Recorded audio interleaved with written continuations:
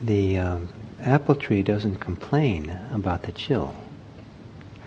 It's just so miserable, and I should move to Hawaii,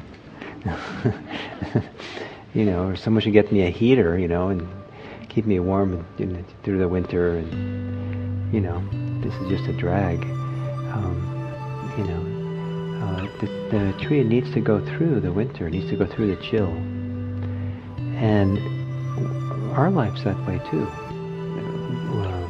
If you only were blossoming all the time, I don't think you would blossom so much. It's only warm. We go through our winter, we go through our chill, we go through our challenges. And when we go through challenges, that's when it's sometimes useful to remember that we don't know what's going on. We don't know really what's happening. We don't know what's being born inside of us. We don't know what's being transformed and changed. And if we assume that we know, one of the things people could assume they can know with challenges is, I know it's supposed to stop. I know it's not supposed to be this way.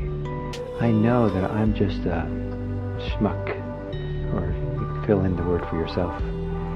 I'm just somehow wrong, that I'm having a challenge, that it's difficult, that it's going through a difficult time, and no one else would have this difficulty, but I'm having it, and I'm somehow wrong.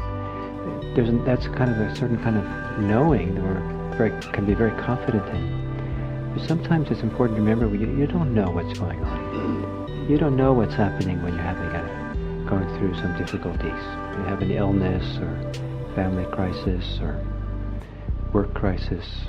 Maybe you've lost your job. Or all kinds of things can happen. Part of that you don't know. Some things you know, some things you don't know. But I think that most people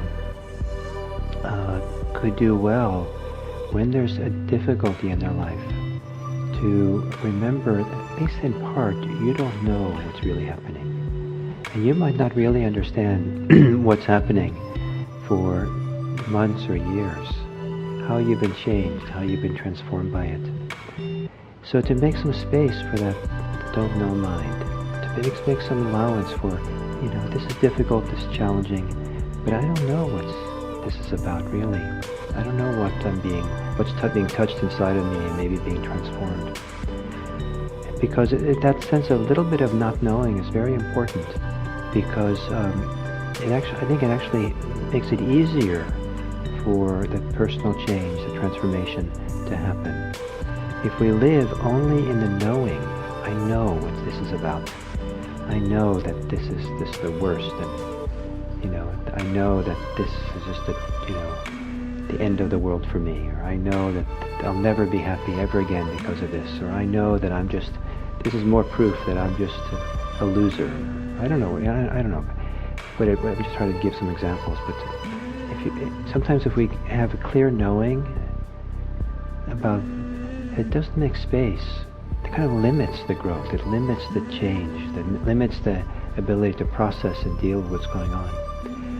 But there's a kind of little bit of freedom in the middle of it, some space or breathing room in the middle of it, if you say, I don't know what this is about.